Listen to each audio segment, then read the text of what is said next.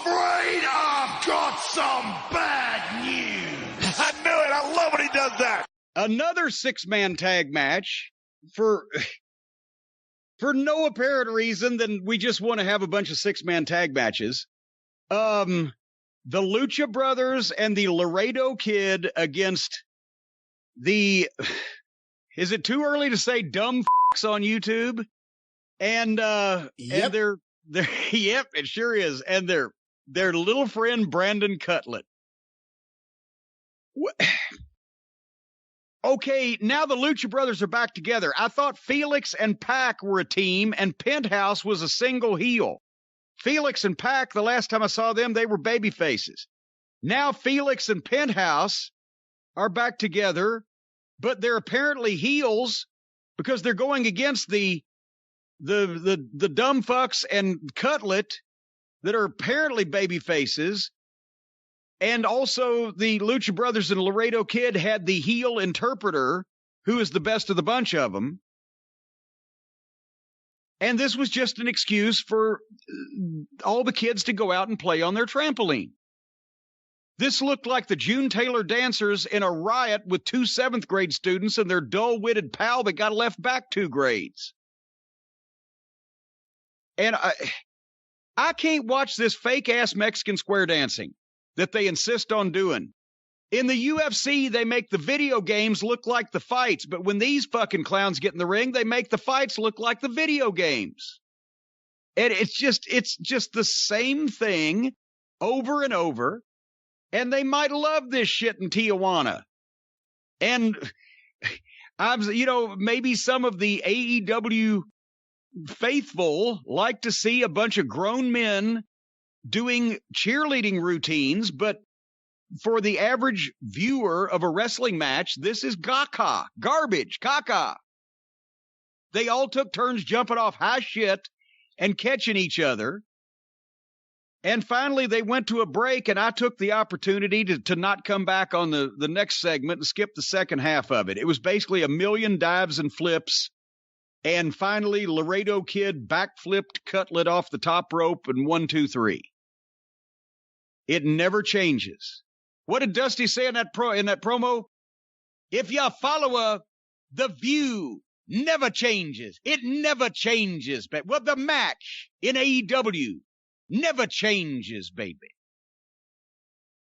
Except, in this case, they had an afterbirth. That's different. We only have an afterbirth on 3/4 of the AEW matches. Olivier comes out and jumps the Laredo Kid and beats him up and whacks one of the other luchas, and then did his phone sex promo where he never actually completes a sentence. He just blurts out a lot of random words and in the breathy fashion. And he confronted, was I watching this? Brian, tell me if I was watching this and I'm correct about this. He confronted the Bucks yet again over their lost friendship, their love gone wrong. They've spurned him. He went crazy and was the hyperventilating Marx brother, mad because you got to too sweet me right now. It's like a lover's quarrel. These are not men, they're children fighting over who's cut who out of friendship.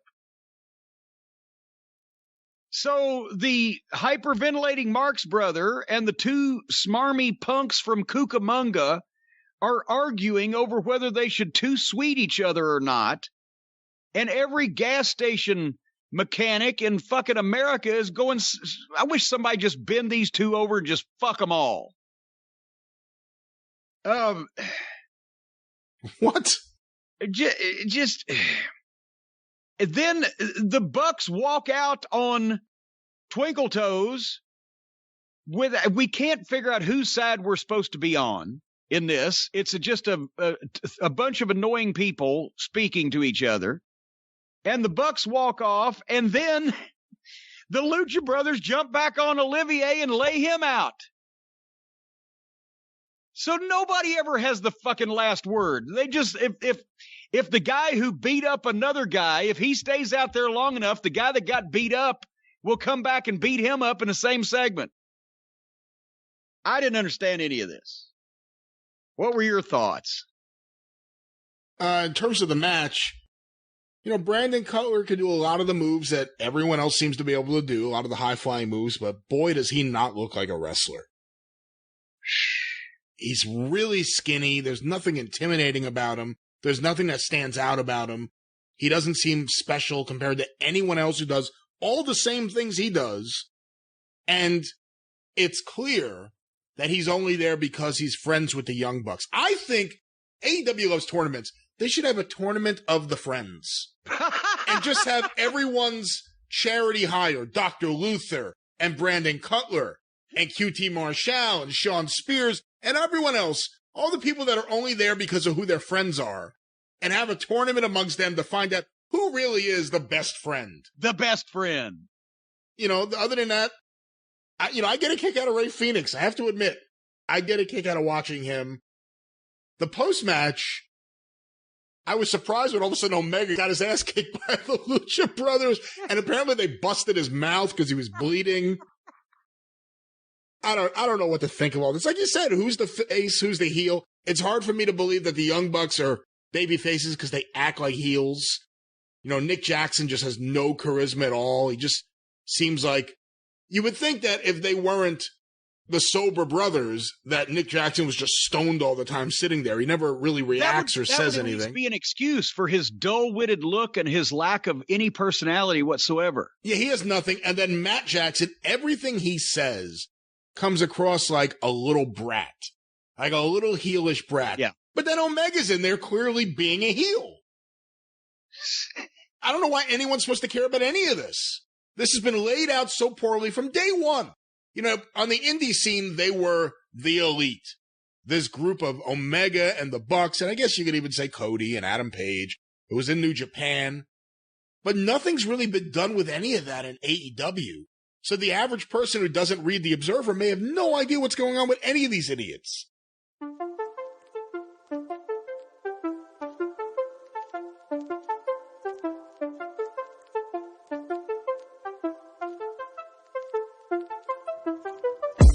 Welcome to the Hoots Podcast. This is a podcast about life, which just happens to be centered and focused around the world of professional wrestling. We tackle the topics of the week, both inside and outside of the squared circle, while also focusing on the issues that are plaguing the world today. Whether it's wrestling, sports, life, or anything in general, we've got you covered right here on the Hoots Podcast. And now, here's your host, Josh Lopez.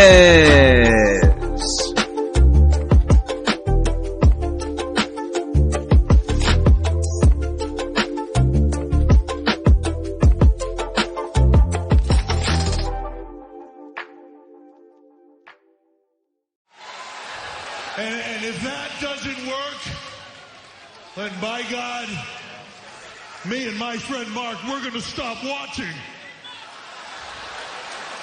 That's right. Hello, ladies and gentlemen, and welcome to episode 251 of the Hoots Podcast. And folks, this may be the last edition of the Hoots Podcast. Nothing set in stone, but we'll see. I'll keep you updated on that. Welcome to the show, everybody. It's yours truly, the nefarious brother Adam. You can follow me at Twitter at Josh Lopez Media. I'm also on Instagram at Joshie Lopez 94. That's JOSHIE Lopez 94. On the Instagram at Josh Lopez Music on Instagram as well. If you want to see me do some guitar covers, your boy covers just about almost every single wrestling show known to man, at least televised, or on YouTube on ProWrestlingTranscriptions.com. Make sure to bookmark that website as you can. And I just wanted to tell everybody that your boy is very humble and very appreciative of the support you guys gave into last week's podcast and just in general for this show.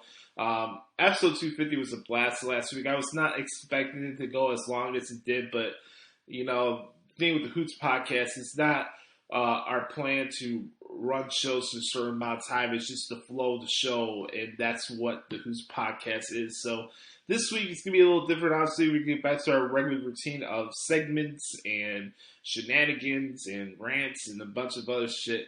But one thing remains too, this is the premier place for wrestling fans to just be themselves, remind themselves that, hey, at the end of the day, we're not in boardrooms. We can enjoy professional wrestling for what it is and not take it for granted. So, sorry for my thing blowing up here. Getting messages from Brother Carter. Shout out to him. And I'm just really excited for the show today. We're gonna start off right now with the Good Brothers Q&A session. As always, you can send me a question if you'd like at the. I keep wanting to say at the Hoots podcast, but Twitter's still being an asshole. You can follow. You can send me questions if you like on Twitter at Josh Lopez Media. You can send me questions on here on Facebook. You can also send questions in our YouTube chat box if you want as the show goes on.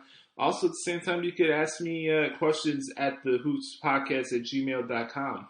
That's also possible as well. So ask me anything you want. Talk about relationships, mental health, sports, wrestling, anything that's on your mind. I'd love to chat with you. So Good Brothers Q&A session went really long last week. It was our largest one. We had like over 50 somewhat questions from the Good Brothers. I have another good batch of questions this week from the guys. I'm also adding some stuff on my own here, so we can get into more like the personal stuff and relationship stuff as well. So I'm excited. Let's do this, all right?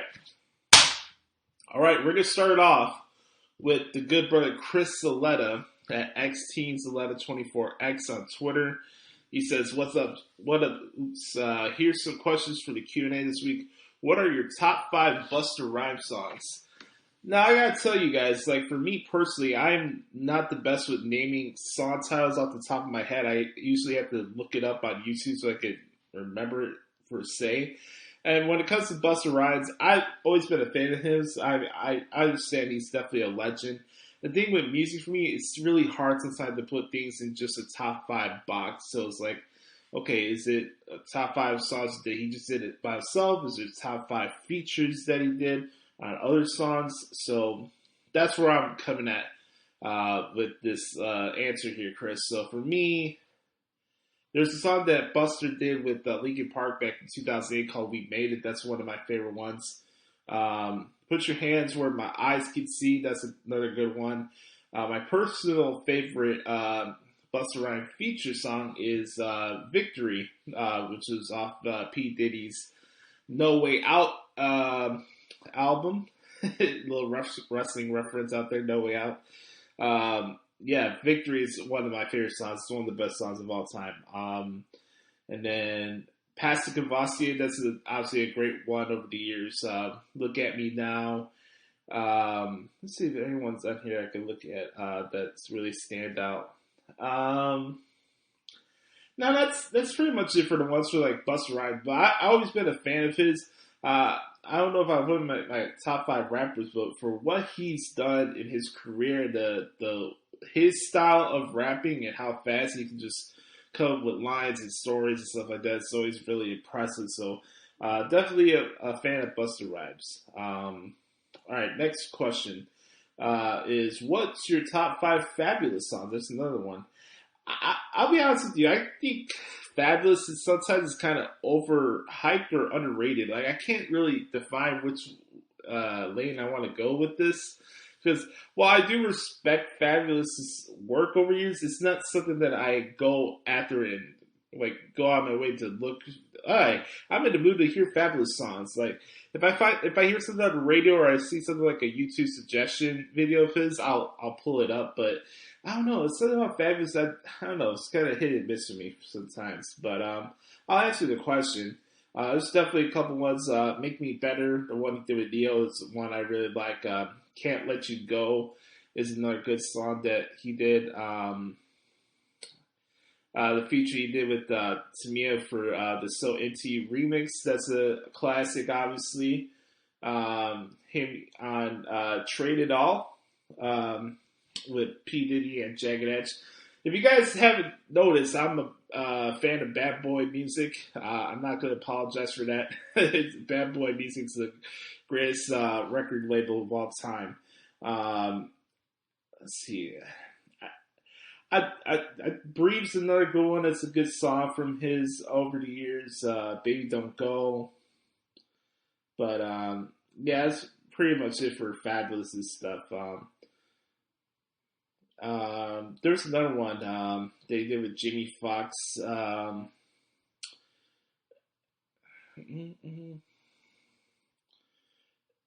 Yeah, there's one he did with Jamie Foxx and Miro. I'm trying to pull it up right now, actually. Oh, She Got Her Own. Yeah, that's the song. So there's your answer, Chris. Okay. Next question. When in Boston, what were your go-to food spots? Oh, fuck. I'm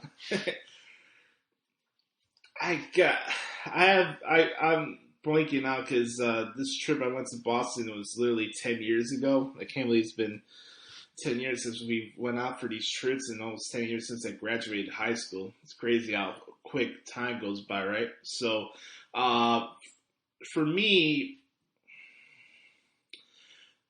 the Cheers, was that the... Fuck, hold up. Let me look this up on my phone really quick. There was a popular TV show / restaurant that they have in Boston. Yeah, it's on Beckton Street. Cheers. I went to there the first time I went to Boston. And then the second time, they had a lot of good stuff in the mall they have for the convention center in Boston, downtown, because that's where mostly the Berkeley shows were being held at the Berkeley Jazz Festivals. And we were there all day, so we would just like pick and choose what we want out of like the food court sections and stuff like that. I really didn't have the opportunity to like fully appreciate all the restaurants in Boston. I think we went to like one Chinese place that was by TD Garden, but I know I've heard over the years of the restaurant called Kowloon that's really popular in wrestling circles. I know referee Tony's talked about this, but one thing I'll tell you not to get in Boston as far as food's concerned is frozen yogurt, because your boy almost passed out and decided to shoot disgust in the taste in my mouth. Yeah, their frozen yogurt tastes like pure glue, so no. And the pizza's not that great either. But yeah, I enjoyed my time in Boston. Could have done with some of the people I dealt with there, but it's what it is. I enjoyed my time out there. What are your thoughts on a now 17-game regular season, good or bad? I think it's sucky for the players. Selfishly, as a football fan, with it being my favorite sport, I'll never say no to more football. I think the good part of it is that you don't have as much preseason games that get in the way of what's going on in the long-term picture of the teams. It's going to be very interesting how the coverage is with the league as a whole, with it being 17 games. What's the new bar or acceptability now since we have 17 games? Is 10-6-1 good enough? Will we have more ties? How will the first half of the regular season look like as far as quality of games, the level of physicality? I'm just very interested in how that rollout is going to be, basically. So I think as far as 17 games, I'm very curious to see how it plays out. I really am. Obviously, we have now the 7th seed scenario with the wild card implemented for both leagues, both conferences. So I think it's definitely this was bound to happen for a while. I feel bad for the players, obviously, because they're the ones putting their bodies on the line, taking time away from their families, and I'm sure they're not happy about this. But yeah, I'm very curious to see how it goes. So I'm kind of 50-50 on this, Chris. I say there's more good for us as fans, but I also look at somebody who played football and dealt with injuries and still feel ramifications of playing football now to this day. And I wouldn't say it's all too bad or all too good. That's what I'll say. Do you think Ty debuts next week at TakeOver based on the video packages we saw? Yeah, I do. She had her dog out there, so that was kind of obvious. I've never seen that dog on Impact, and it's very interesting to see what she does. I've always been a big fan of Ty Valkyrie. She's an underrated member of the Waterfall Club, and I've seen her work all the way back from Lucha Underground, and she's just really good at what she does in the ring. Kind of underrated on the mic too, but her presence could be good for the NXT brand. I always say, like, it's good to have variety on NXT instead of having it all feel like a Ring of Honor show, or, it's one thing to get off on your wrestling skills, but what else do you bring to the table, especially for the WWE? But Ty could deliver on the mic, she could deliver in the ring, she could deliver in all ways and facets of the worlds of professional wrestling. Do I think she debuts at TakeOver? No. They had a little video package that said that she would be appearing on the first NXT show on Tuesdays.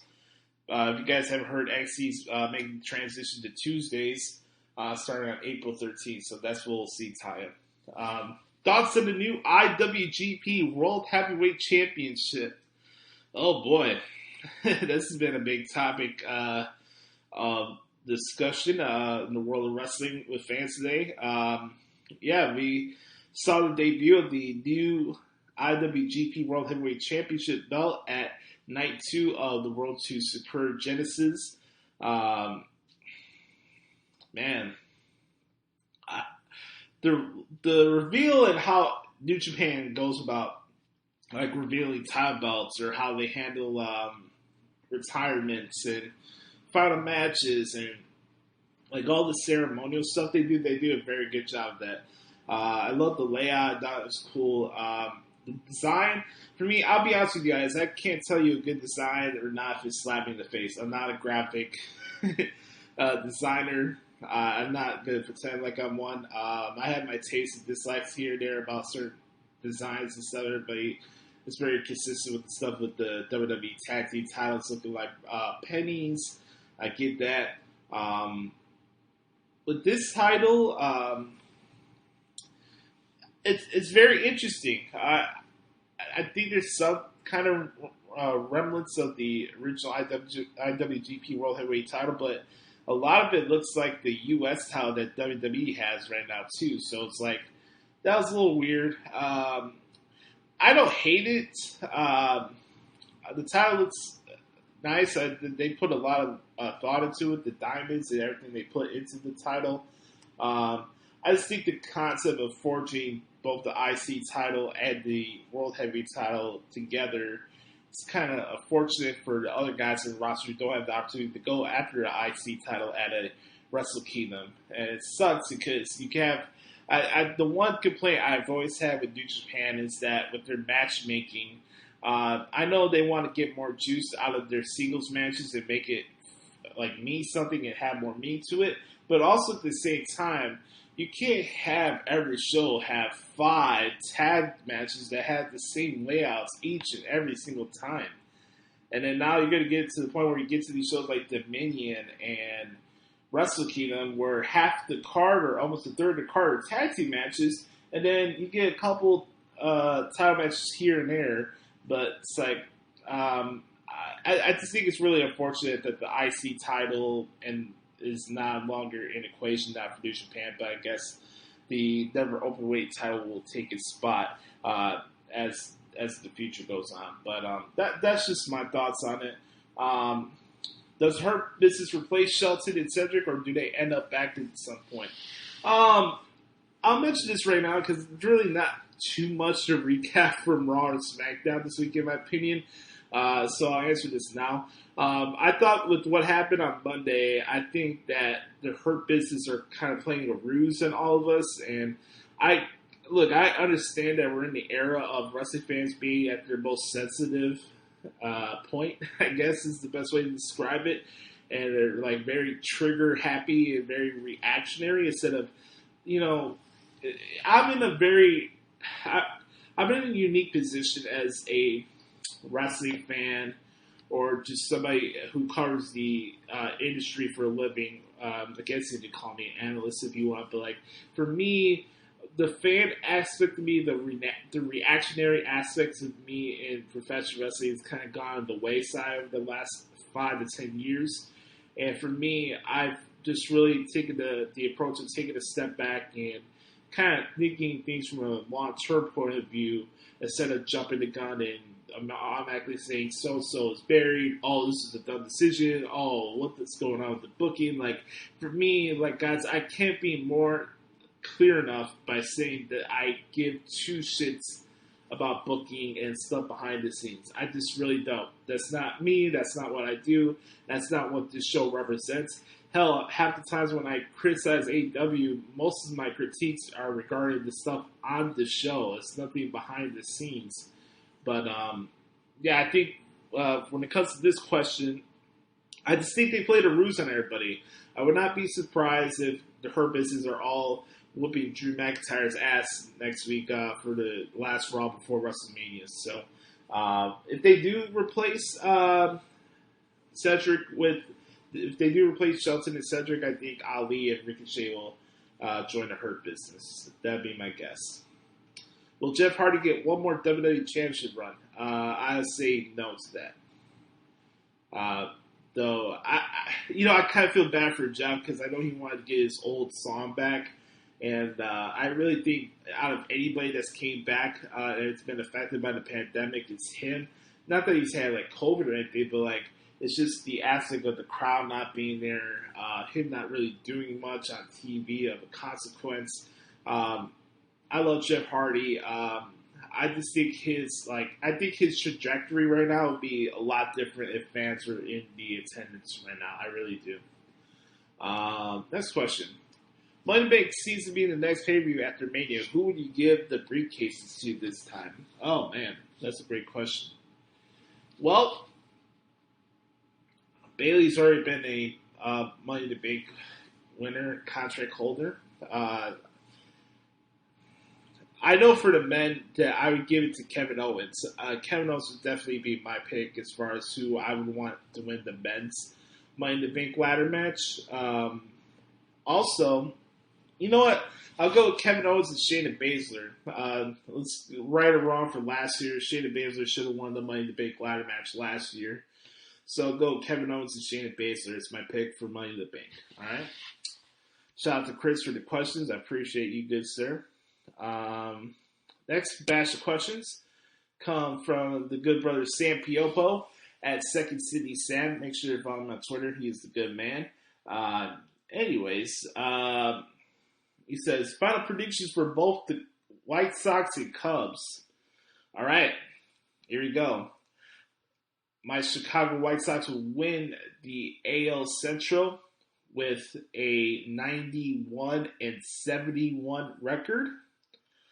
I believe the Cubs make the playoffs as a wild card at 89-73. So those are my predictions for both the Sox and the Cubs. Next question. Does Colorado feel like Gargano Ciampa to you?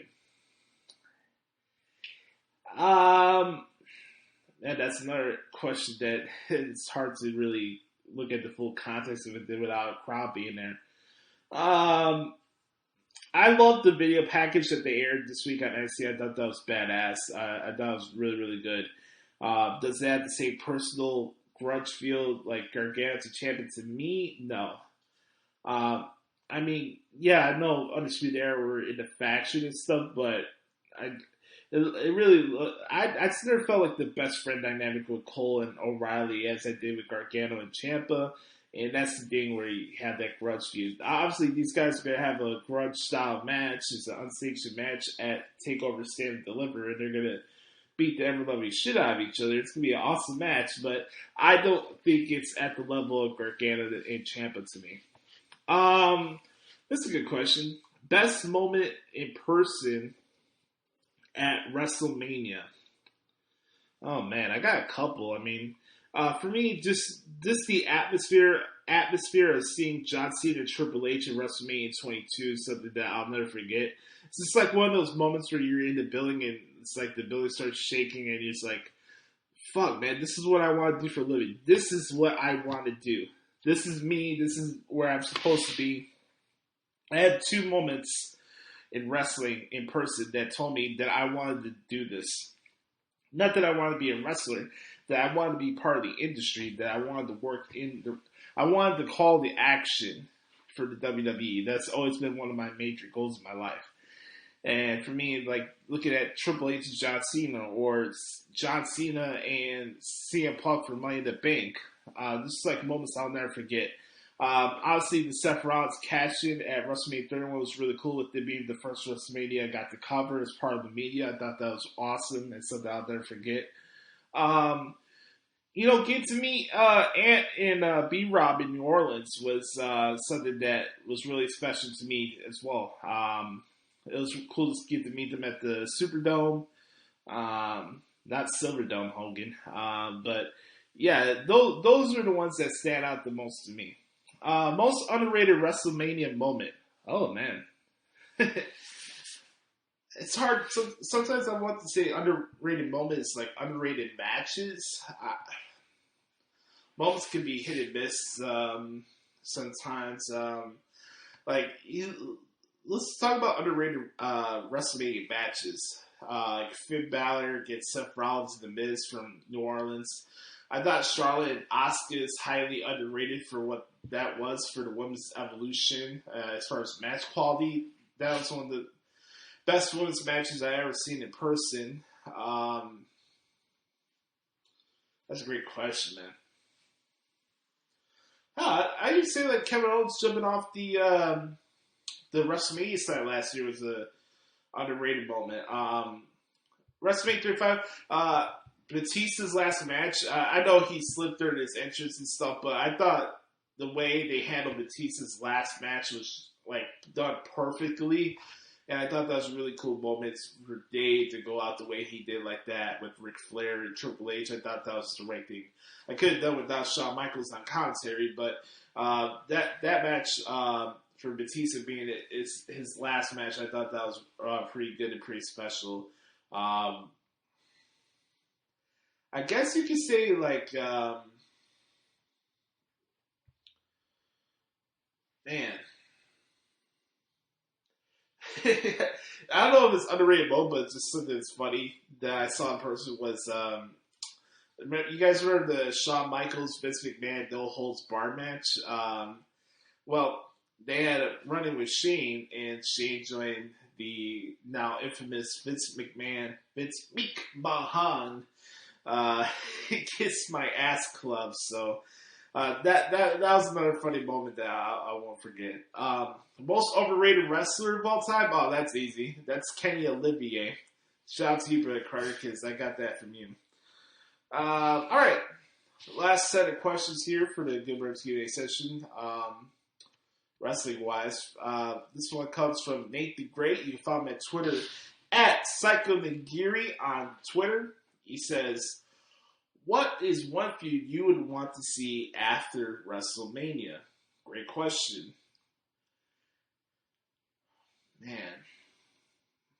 You can pick out a litter out of any of these, to be honest with you. You know what? I would really like to have Rhea and Shayna mix it up again. I think that'd be really cool. That's just my opinion. Definitely would love to see Lashley have another couple round matches with Sheamus. I think that'd be really cool. AJ Styles and I don't know about that. Let's see what Keith Lee does when he comes back. I think that'd be something interesting to keep your eyes on. Yeah, so there's a couple you could do. I mean, as far as Roman Reigns is concerned, I just want to let it play out and see where that goes, because I don't know who's winning the title, and better not be Daniel Bryan, please, for the love of God. Definitely would love to see like Seth Rollins and Daniel Bryan have their feud. I think that'd be really good. But yeah, those are the ones that I would pick for that question. Will Jay White ever win gold again? Yes. I think Jay White will beat Tanahashi for the Never Openweight title soon. So I think Jay White will hold a championship, if you will, down the road. Next question. What match are you looking forward to the most next week? Man, that's a great question. You know what, Nate? I'll pick one for each show, okay? So, for night one, my favorite, the match I'm looking forward to the most is, for Takeover Stand and Deliver, is Walter and Tommaso Ciampa. I think that's going to be insane. And then night two is Finn Balor and Killer Cross. Those would be the matches I'm looking forward to. And then, also, as far as WrestleMania is concerned, night one for me is definitely Drew McIntyre and Bobby Lashley. That's what I'm looking forward to the most. And then second is, for night two, would be Kevin Owens and Sami Zayn. That'd be my pick for night two. So those matches right there are the ones that I would pick out from the cavalcade of wrestling matches that'll be going down in Tampa, Florida next week, and all across Florida. The wrestling capital of the world is Florida, I guess, these days. Hence why I'm moving down there, right?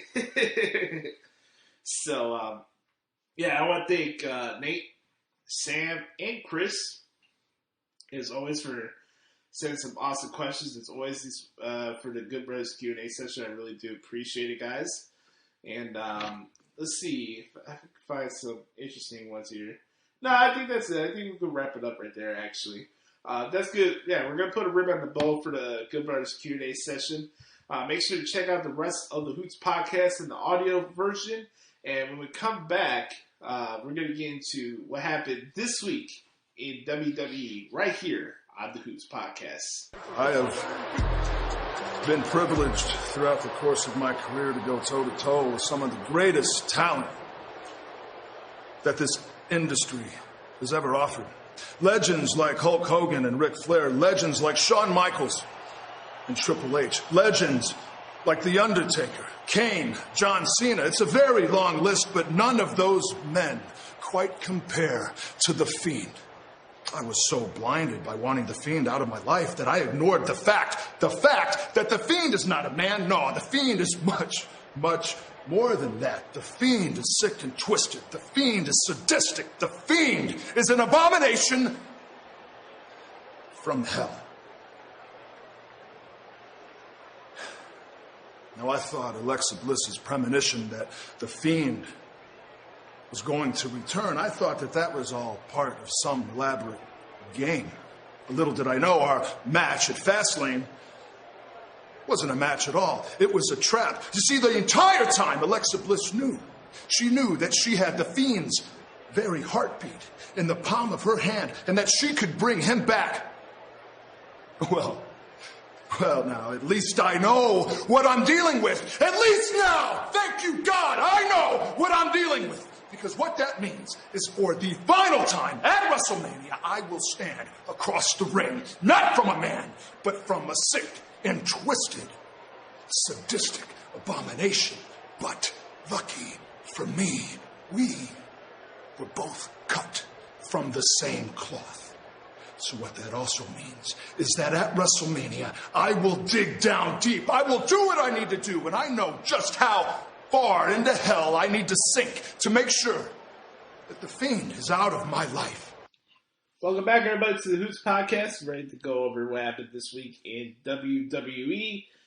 Starting the clip right there from this past week's edition of Monday Night Raw. Randy Orton getting ready to mentally be prepared to conquer his demons, if you will, in his match with The Fiend Bray Wyatt at WrestleMania. I mentioned it last week. I have no idea what these guys are going to do as far as their match is concerned at WrestleMania, but I'm really, really excited, and I think these guys can really pull something special off at WrestleMania.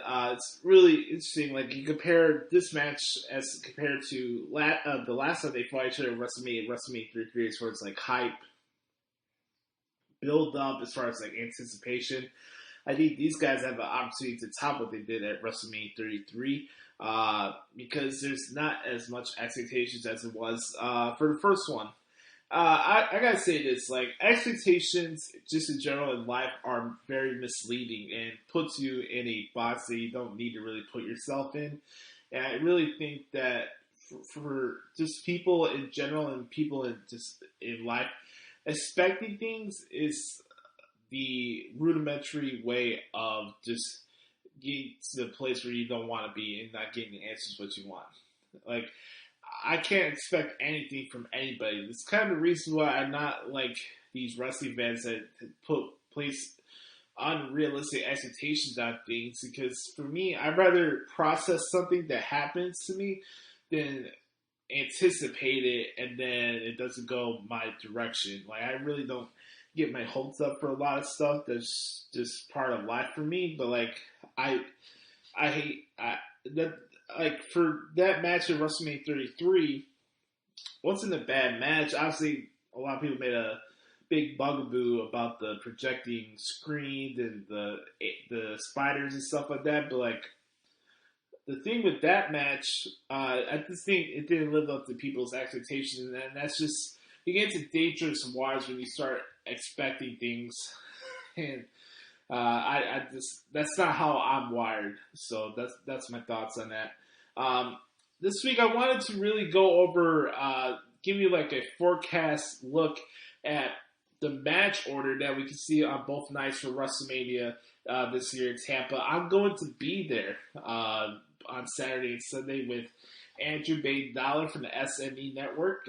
Very excited to hang out with him and meet him in person for the first time. So if you're down in Tampa and you see me, come say hello. I'd love to meet you.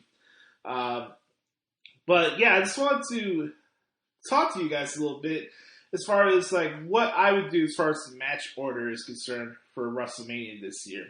There was a couple stuff this week for television that stood out. I didn't think Raw was that great this week, nor did I think it was the worst show ever. You know how I was talking about earlier about people being reactionary and stuff during the Q&A session? That's kind of like an example there. Like, I was at the shop Monday and I was like super crammed with tattoos and stuff that I had to clean and a bunch of stuff at the shop, right? And I really didn't have a chance to watch Raw live until I got home. And I always say this, man. Twitter's the most misleading gauge on what's over and what's not over in wrestling. I'm just being upfront. I don't care if that bothers people on Twitter or whatever, but it is what it is. Twitter is misleading. They'll tell you one thing just to fit their narrative. I keep telling you guys, you have to be the authentic product that is yourself. Think for yourself. Just because you see 5 tweets on Raw, 5 tweets on Twitter about Raw being horrible and blah, blah, blah, blah, blah, that doesn't mean the show's horrible. What do you think about it? What do you think about the shows? What do you think about what's going on?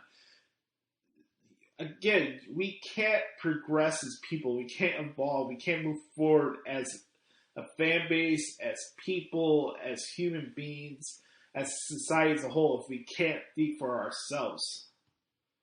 You should never allow anybody on this planet to speak for you under any circumstances. I don't care what the situation is. You gotta think for yourself. So, like, I see that, and I'll be honest with you guys, I take a lot of things I see on Twitter with a grain of salt.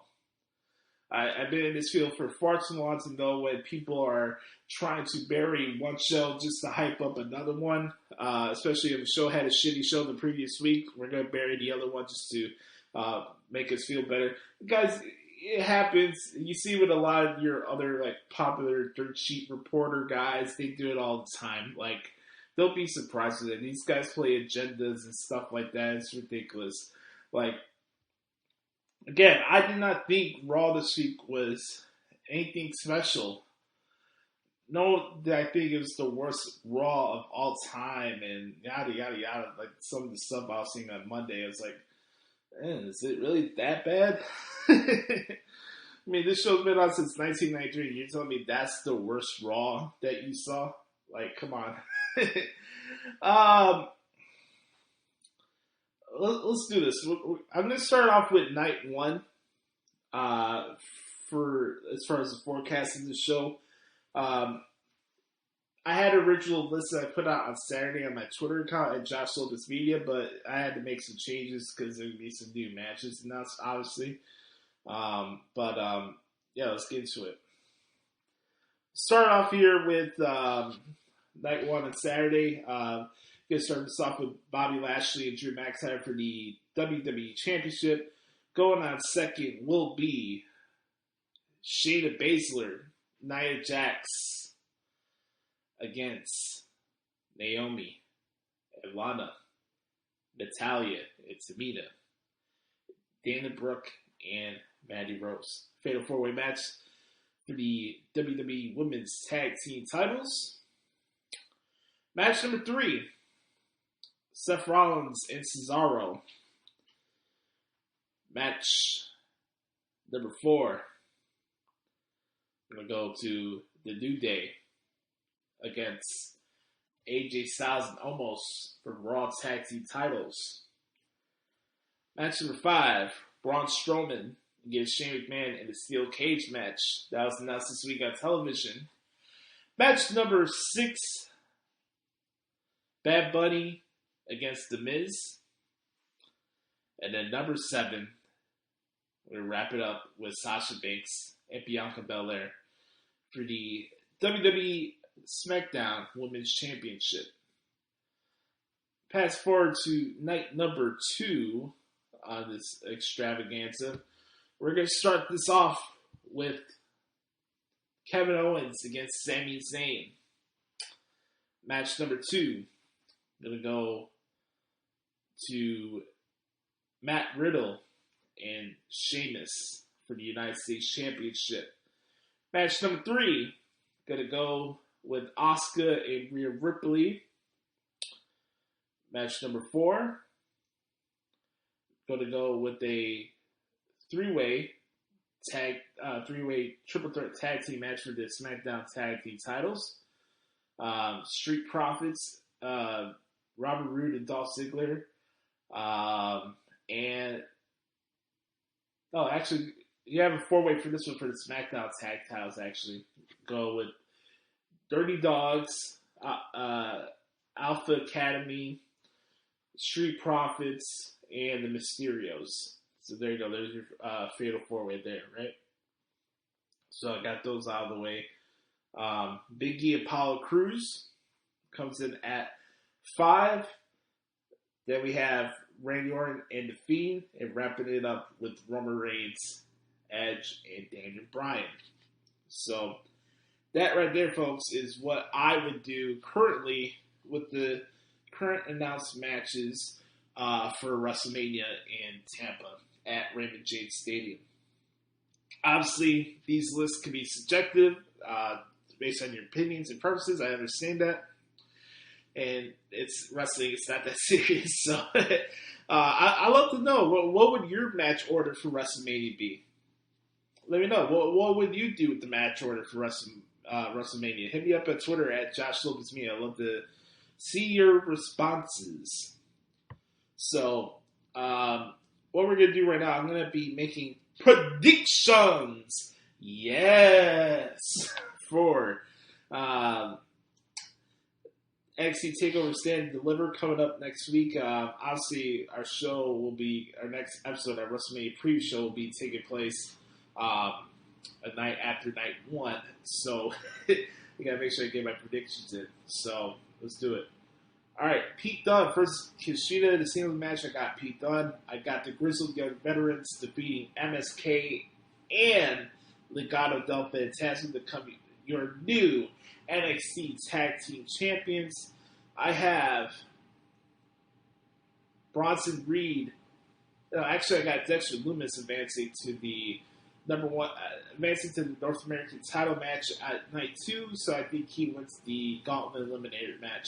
I have Walter retaining against Tommaso Ciampa for the UK title, and I have Io Shirai retaining over Kel Gonzalez at TakeOver as well.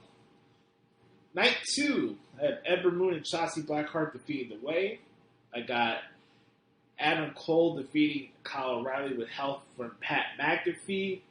I have Dexter Lumis defeating Johnny Gargano for the NXT North American Championship. I have Jordan Devlin to become your unified NXT Cruiserweight Champion.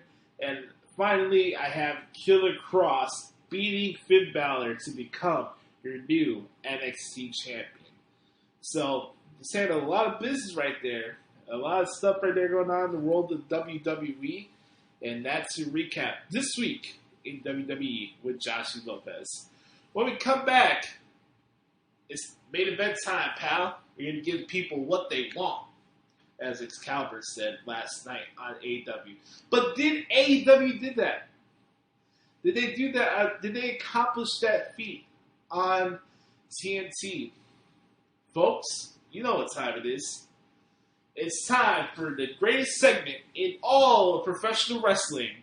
It's widely known as What the Hell is Wrong with AEW. We're going to start off with Brother Carter in a 3, 2, 1. It's time for What the Hell is Wrong with AEW?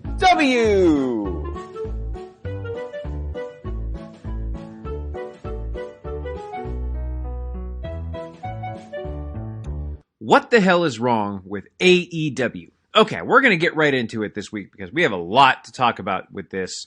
Once again, god-awful wrestling production that puts on more crappy television every single week. Okay, what exactly is Sting's purpose in AEW? He's been paired with Darby Allin, and he just stands there and doesn't do anything.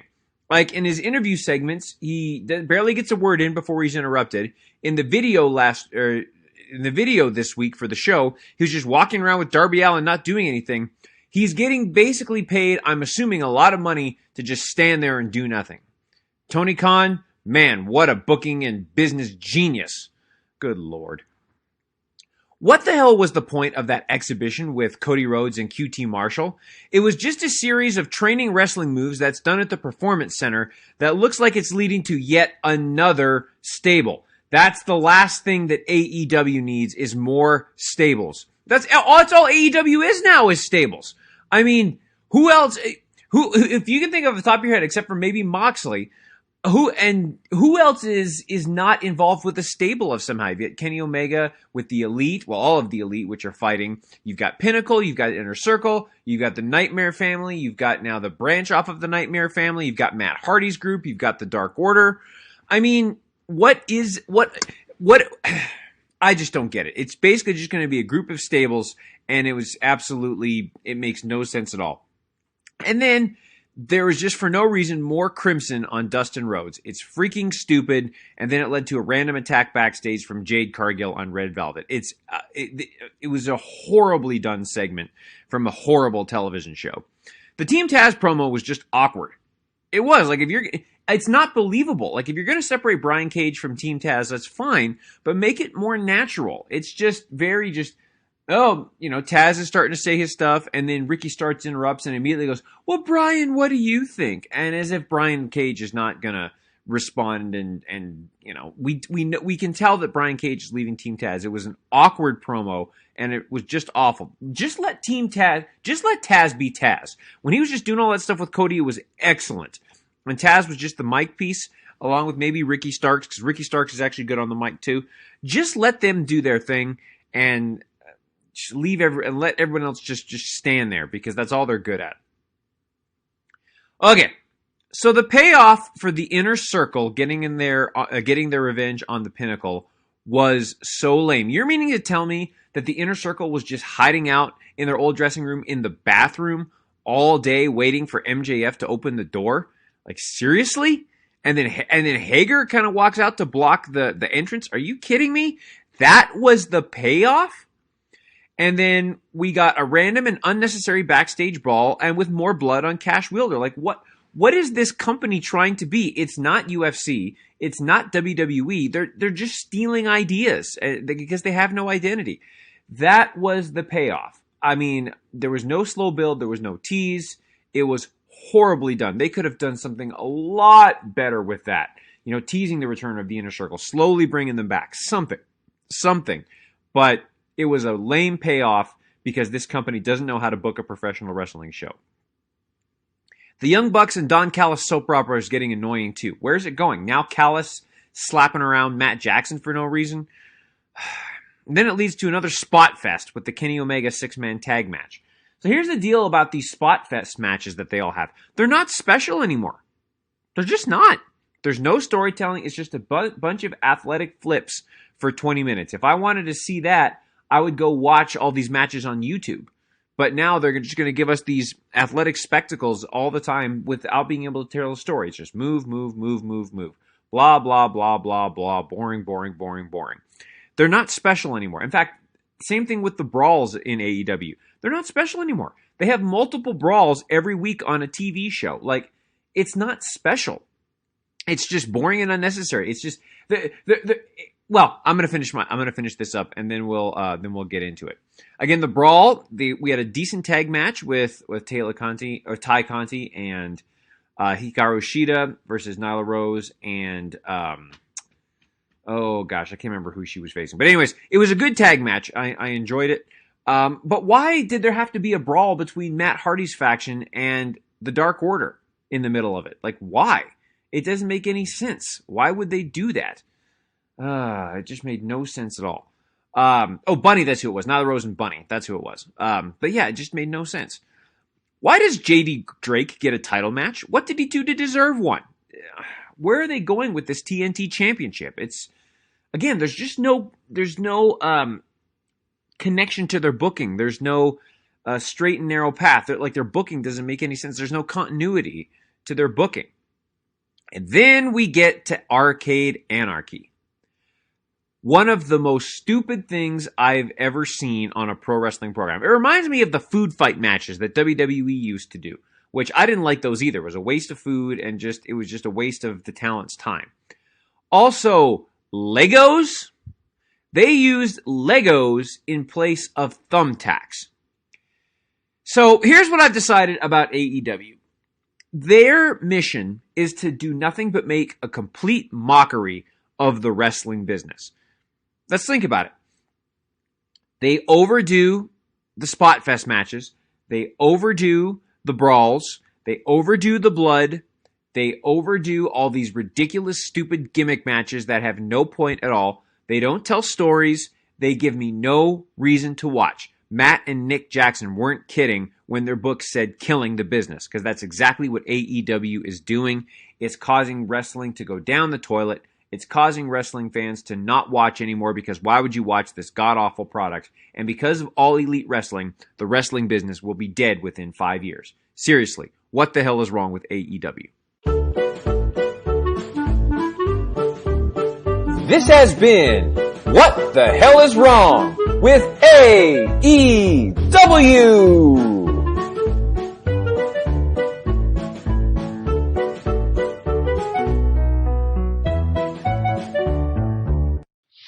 Oh man, thank you very much, Brother Carter, for the submission this week. You are the man.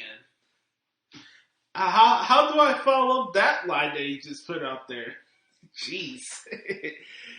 Welcome to the Brother Adam portion of What the Hell is Wrong with AEW this week. And, fuck, man.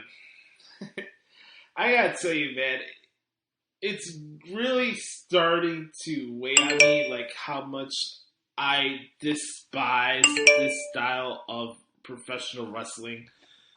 This fucking outlaw mud show festival that we watch every week. And it's like, I don't think you need 30 plus matches to build up anticipation for a shitty ass television show. I really don't. But for whatever reason, AEW thinks is, let's do 15 plus matches on AEW Dark Elevation and Dark every week before Dynamite. Okay. Let's start with the positive stuff here first, okay? I really liked Christian Cage's match with Frankie Kazarian. I thought that was a really good match. No, I'm sorry, Andrew. I do not believe that was AEW's best match. Objectively speaking, as I've covered every single AEW match this year. It was definitely a good match. And it's funny. Sometimes here and there you'll see some professional wrestling on AEW, on TNT, but more times than not you don't. And I really like this match with Christian and Frankie Kazarian. Always nice to see Britt Baker on my screen. I liked her promo backstage. What else? Oh, shout out to Penelope Ford Waterfall. Just absolutely top notch, especially this week. My God. It's definitely that Leonardo DiCaprio gibber. He's like holding his fist like, God damn you, Times New Roman fun. Damn you! Alright, let's get into this shit. Because this is what it is. Like, AEW in general, AEW Dynamite is just a shitty television show. First off, their formatting and transitioning from one thing to the next is just absolutely piss poor.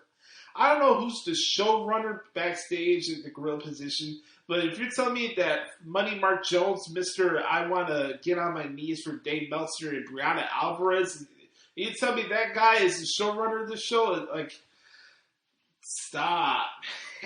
Just stop. I think we're trying to fool ourselves thinking that AEW is like some marquee style of professional wrestling. Just because your name is called All Elite Wrestling doesn't mean your wrestling is elite. I cover 7 wrestling promotions a week, and you guys are barely below average in the style of wrestling you guys produce each week. Just being honest. And your storylines are just as bad as the WWE's are. Your comedy sucks. Your reliance on having people assume what's going on with the product sucks.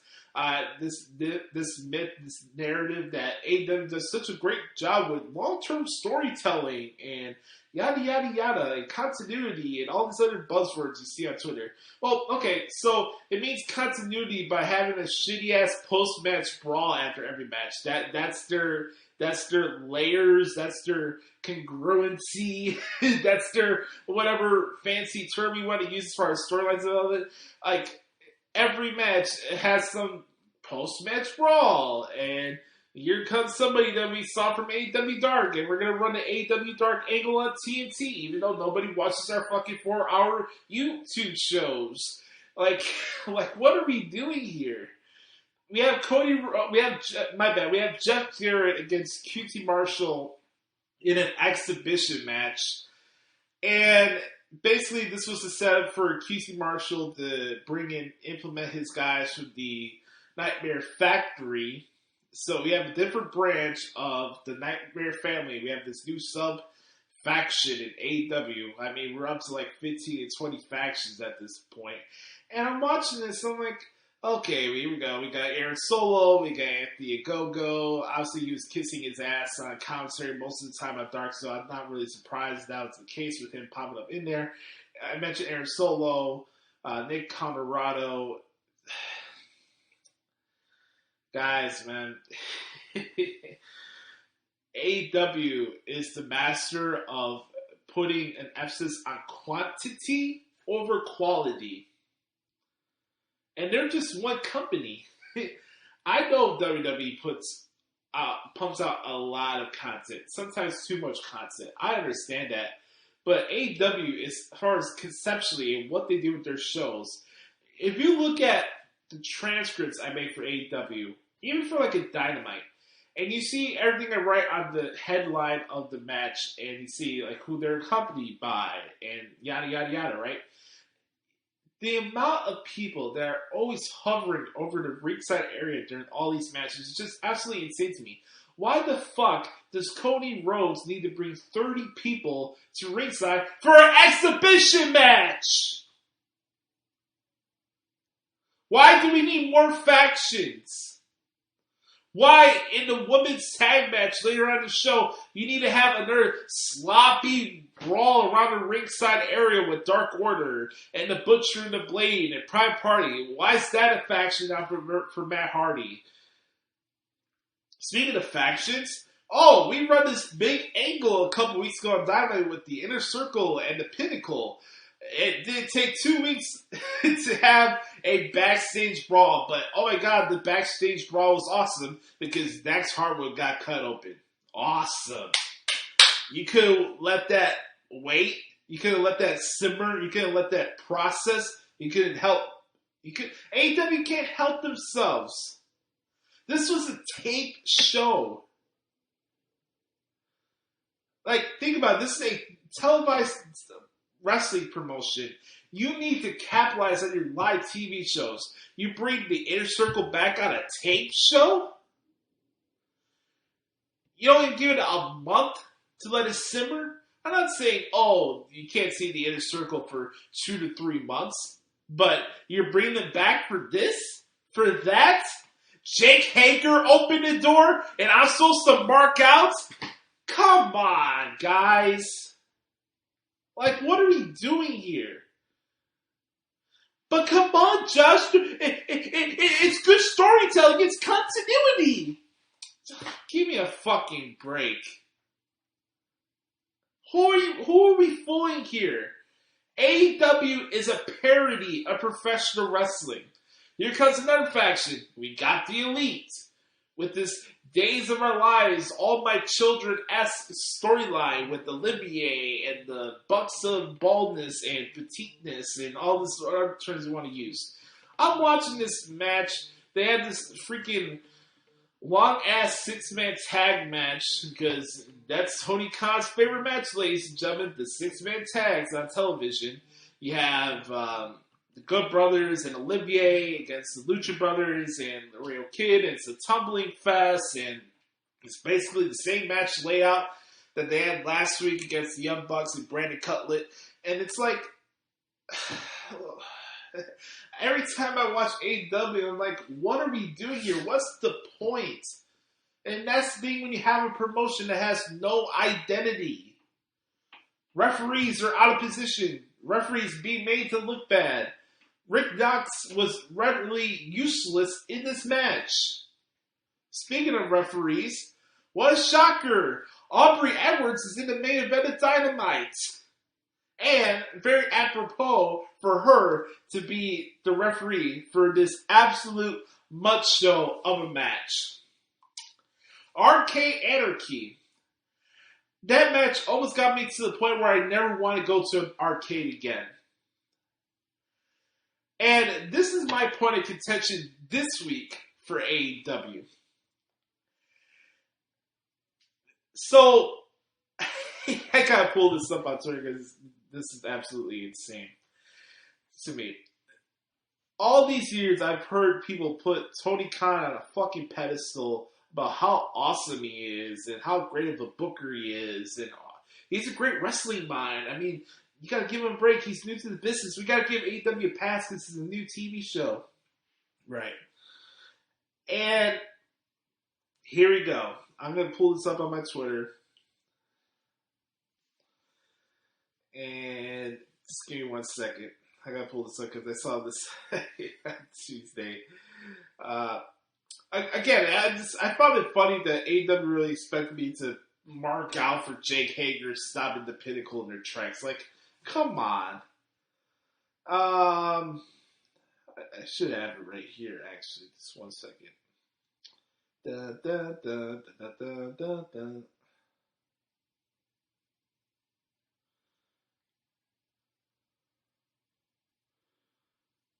Should be up here somewhere.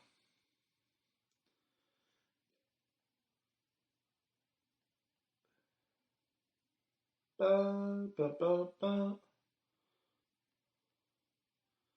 Oh, here we go. You remember the quote that I read for Tony Khan about a couple months ago about him having to rebuild Miro? I want to ask Tony Khan this question. Hopefully he can answer this for me. How's that rebuild going? How's that rebuild going? Miro, this guy that you want to make as this dangerous force, this brute, this dangerous entity in AEW. He got distracted by a fucking old lady and Trent Beretta. No disrespect to Trent Beretta. I like him as a wrestler, yada, yada, yada, as a person. That's all fine. But, You mean to tell me this guy this dude had the audacity to say this in a press conference, and okay, here we go. They treated him like shit for years. He drove a takeout 5 years ago. That's not the guy I signed. The guy I signed had been abused for years, and he's being rebuilt. Well, how's that going, pal? Because from what I've seen so far, you've done worse shit with him than what I've seen Vince McMahon do with him. I have no words for this. Chuck Taylor sucks. Orange Cassidy sucks.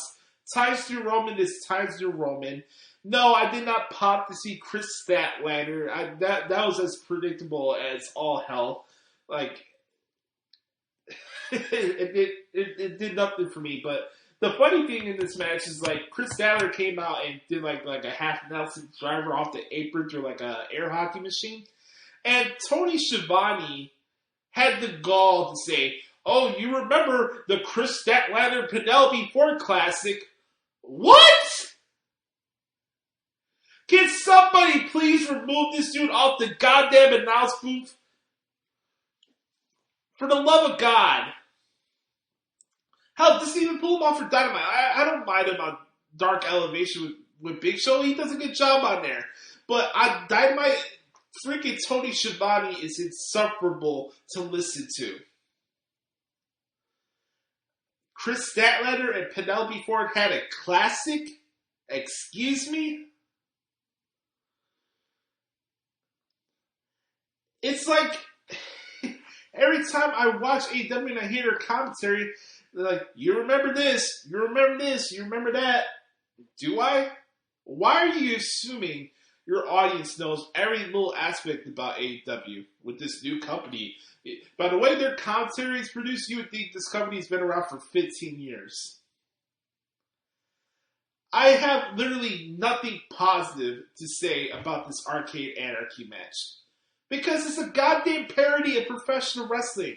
It's a joke. We got Sean William Scott and Ashton Kutcher. I'm waiting for the flux capacitor to come out, the continued transfunctioner to come out, and like literally, dude, where's my car? We have those two dweebs, and we got Kid Sabian and Miro, who's basically at this point a complete waste of space in AEW. That may come out harsh, but I call spade here. He's a waste of space. He's not doing anything special.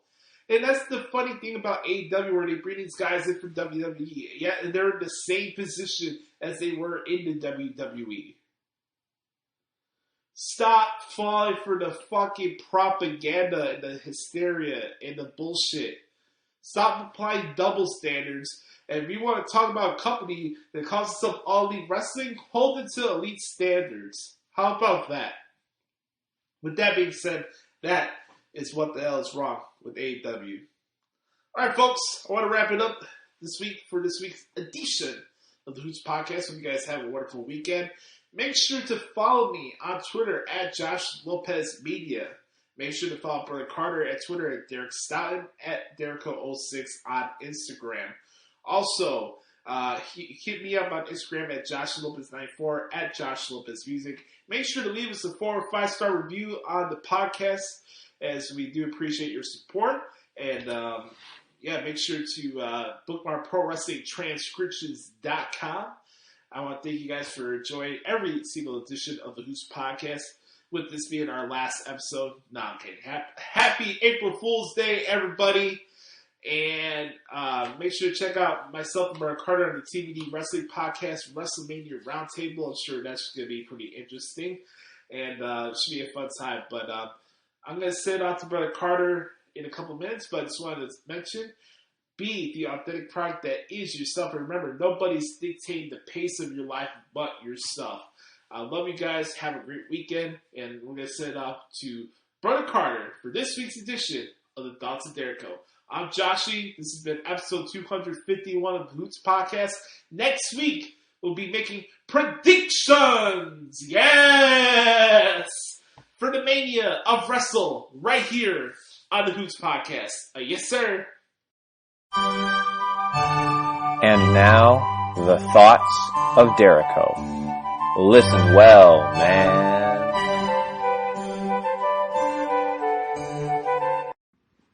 Welcome, welcome, one and all, to the segment that always delivers, even when it's standing. It is the Thoughts of Dericho, featuring the one, the only, Brother Carter. Just a few things to talk about with SmackDown and Raw and AEW this week, and then I'm going to get into my predictions for the NXT TakeOver Stand and Deliver event that will be happening next week. Should be a great show. But let's get into it. Let's talk about some things that I liked about, that I noticed on SmackDown this week. I like how Edge and Daniel Bryan are interacting with each other. I think that's really cool. And then you add Roman Reigns in there. It provides for some interesting mixes, interesting ways it can go. I don't really like the fact that the match is now a triple threat match at WrestleMania. I mean, I knew it was coming, but I'd much rather have just Edge and Roman Reigns do a one-on-one match. I don't know why they're adding Daniel Bryan. It doesn't make a lot of sense to me. But at the same time, if that's what they're going to go with and that's what they need to do, fine. It just doesn't make a lot of sense to me. But I just rather see Roman Reigns and Edge go at it one-on-one. But that's just me. Seth Rollins and Shinsuke Nakamura had another great match. They're both just absolutely outstanding in the ring. I just want to know when they're going to let Shinsuke Nakamura just go back to the old ass kicker that he was. You know, I know it seems like he's back to being a face again and he's got his old music and that's all good, but I really want to see Nakamura back in the world title picture. I think he deserves it. I thought he's just been outstanding for years. So we will see what they end up doing with that.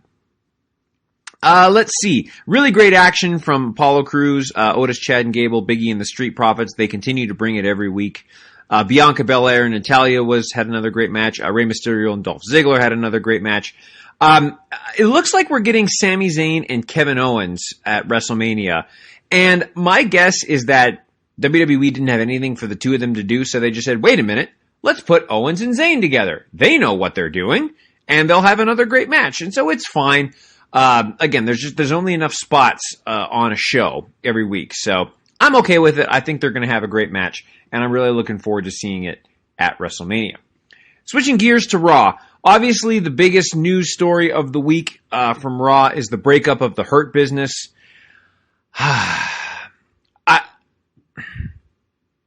get it, but I'm not happy about it because I think that the Hurt Business was one of the best things. It was not one of the best. It was the best thing on Raw. Was the Hurt Business, no question. What MVP has been able to do with Lashley, Shelton Benjamin, and Cedric Alexander has been just nothing short of remarkable.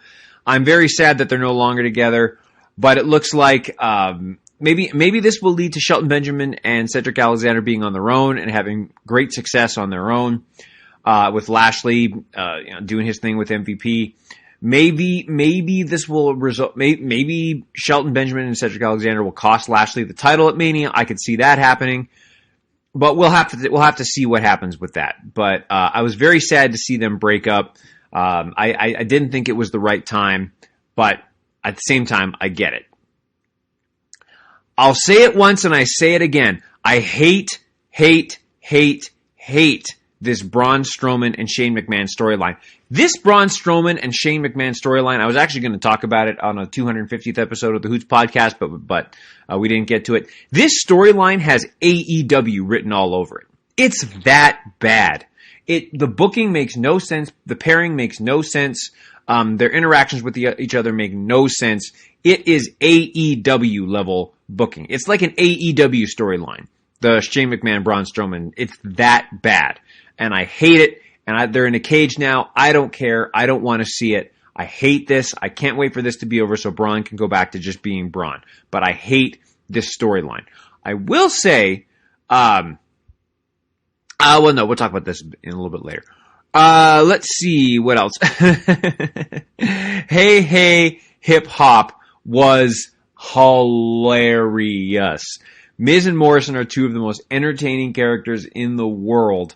Oh my God, it was so funny. If you haven't seen it, go back and watch it. It's great. I absolutely loved it. You got Woods and AJ Styles. doing some comedy stuff. AJ Styles and Omos doing some comedy stuff with the New Day, and that's fine. It's basically tying on to the up, up, down, down channel and what they're both good at. So that's fine. I didn't have a problem with that. Looking forward to that tag match at Mania. That should be good. Once again, Alexa Bliss just continues to up her game every week. I mean, my goodness, what an outstanding promo. And the Fiend was just sitting there, like at the end. That was just crazy in his burned down thing. That was just in his burned up gimmick. It was crazy. Cool to see. Oh, I will say the Riddle, quote unquote, forgetting his line. That was genius, especially if they make it into a storyline, because they're basically taking a shot at all the internet trolls that are going, oh, they have to have scripted promos, blah, blah, blah. Riddle's like, oh, I forgot it, and just walked off. And they're saying that that's just going to be part of his gimmick. So, because they didn't reshoot it. I mean, it was a backstage segment. They could have just reshot it. But, oh my God, that was hilarious. I just forgot it and walked off. And then I thought it was great. So, I think it was planned. And Matt Riddle is a genius. I love Matt Riddle. He's going to have a great match with Sheamus at Mania. I can't wait. Cool to see King Corbin on Raw. I wasn't expecting that. I'm not sure where they're going to go with that, but I thought for a little while they needed to do something to mix things up with King Corbin. And I think that that's a good idea. Getting him over on Raw, getting him doing something else new, I'm totally cool with that. I think it's great, and we'll see where it goes. We needed something fresh, and I'm all about it. So we'll see what happens with that. Just a couple things I really enjoyed about AEW this week, and then we'll get into my stand and deliver predictions. I like that they're using Christian Cage's Impact Wrestling theme. I always thought it was a very cool theme when I was watching Impact on a regular basis. I really thought it was great, and a great match with Cage and Frankie Kazarian. That is what AEW needs to do. Take note of that, AEW. Great storytelling, great pacing. All of it was fantastic. Bravo to Christian Cage and Frankie Kazarian. Really, really enjoyed that match. That was great. Another good Jon Moxley promo. Unfortunately, Moxley made the AEW Dark Group look incompetent by just beating them all down. But nothing really shocking about that. Another great promo from Britt Baker. I like how her match with Thunder Rosa doesn't technically count because it was unsanctioned. And she's playing it off like, the greatest match in AEW history doesn't count because it was unsanctioned. So I didn't lose. That was great. We need more of Britt Baker. She is fantastic. And very cool to see Chris Statlander and Trent back. I could do without the Trent's mom thing, but for 1 week, it's fine. But cool to see them both back. Glad to see that they're both healthy. And now let's get into my predictions for the NXT TakeOver Stand and Deliver event. 2-night streaming event. Looks like it's going to be happening on, let's see. Yeah, so night 1 is going to be on USA Network. The last Wednesday night show on the USA Network will be then. So I don't know if I'll be watching AEW that week. We'll have to see. And then Thursday night will be exclusively on Peacock. So should be some good stuff. So getting into night 1, we have the Gauntlet Eliminator for an opportunity at the NXT North American Championship. I thought that they did this already, and maybe I don't know, maybe they just taped this already. I'm not sure. But I think that I want to say LA Knight got the win, didn't he? And it's going to be LA Knight versus, I think. Anyways, I'm going with LA Knight on that to get his opportunity. He's been doing great work, and I love when he was Eli Drake. So I'm going to go with LA Knight to get the win there. Kushida versus Pete Dunne, that could be fantastic. I'm going to go with Pete Dunne to get the win there. He's been doing some incredible work lately, and I love Kushida as well. So that should be a really great match. NXT Tag Team Championships. You got MSK versus the Grizzled Young Veterans versus Legado del Fantasma. That is going to be a war. I love me some MSK. Love me the Grizzled Young Veterans. And and every time I've seen Legado del Fantasma, that's been terrific too. I'm going to take the Grizzled Young Veterans here. I think to pick up the vacant championships. I think they're just an incredible team, and they're ready to move up into taking their place within the NXT ranks. So I'm going to take the Grizzled Young Veterans to be your new NXT Tag Team Champions. The NXT United Kingdom Championship, the returning Walter, defending against Tommaso Ciampa. This one's tough, because why would they bring Walter back, except to potentially drop the title? But at the same time, why does Tommaso Ciampa need the NXT UK title? That being said, I'm going to take Tommaso Ciampa here to become your new NXT UK champion. There's just something about that just makes me think that he's going to end up winning the title. So I'm going to take Tommaso Ciampa to be your new NXT UK Kingdom champion, NXT United Kingdom champion.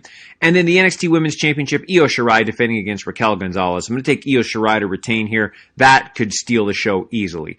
This is going to be a great night one of NXT, and I'm really looking forward to it. In case you don't get a chance to listen to the podcast before I get to give my predictions, I'll go ahead and give my predictions for night 2 as well. Next Thursday, a week from today, streaming exclusively on the streaming exclusively on Peacock. Ladder match for the undisputed NXT Cruiserweight Championship, Santos Escobar versus Jordan Devlin, champion versus champion. We're finally getting to see Jordan Devlin come back after being away since the pandemic hit. I'm going to take Jordan Devlin here to unite the championships. He had a great run before the pandemic hit, and they had to take the title off of him. I see no reason for them to not continue with that. So I'm going to say Jordan Devlin unites the titles and gets that going, and makes the sole NXT Cruiserweight Championship with Jordan Devlin. Shotzi Blackheart and Ember Moon defending against The Way. I'll take Shotzi and Ember to retain here. I don't think they're going to take the titles off them just yet. I never thought they should have had NXT Tag Team titles to begin with. I think that just means that there's too many belts. That's just my opinion. However, Shotzi Blackheart and Ember Moon, Shotzi Blackheart is easily becoming one of my favorites. She's incredible. So I'm going to take them to retain their titles here. No sense taking them off the titles yet. Johnny Gargano defending his championship against who I believe will be LA Knight. I'll take Johnny Gargano to retain here. I don't see why they need to take the title off of him just yet. He's doing great work with that. The Way is fantastic. So I'm going to take Johnny Gargano to retain, but that's going to be a great match too. Kyle O'Reilly going one-on-one with Adam Cole in this unsanctioned match. This has been an intriguing storyline all the way through. Okay, I'm going to take Kyle O'Reilly to win here and say that we see Adam Cole on either Raw or SmackDown following WrestleMania. I think it's time for Adam Cole to start doing his thing on either Raw or SmackDown. My guess would be Raw. My guess would be Raw for Adam Cole. So that's what I'm going with. I'm going to say that Kyle O'Reilly gets the win, and then we eventually see Adam Cole on either Raw or SmackDown following WrestleMania. And then finally, the NXT Championship, Finn Balor defending against Karrion Kross with Scarlett. This is going to be incredible. Karrion Kross was forced to relinquish the title due to injury. I think it was back in May of last year or something like that, and he's finally getting a shot at NXT's the event during WrestleMania week. I'm going to say Karrion Kross once again becomes the NXT champion. He was destined for a lengthy run, I think, prior to him getting injured, and I see no reason for him to not have that continue. So I'm going to see Karrion Kross will be your new NXT champion following Stand and Deliver. Those are my predictions for this event. It's going to be a terrific event to kick off WrestleMania week and WrestleMania weekend. I'm really looking forward to the shows. They're going to be great. And that also concludes this week's episode of the Thoughts of Dericho. My final thought is we're 250 episodes down with 250 to go. The best is yet to come, ladies and gentlemen. Glad you're along for the ride. This has been the Thoughts of Dericho. You're smarter now, man.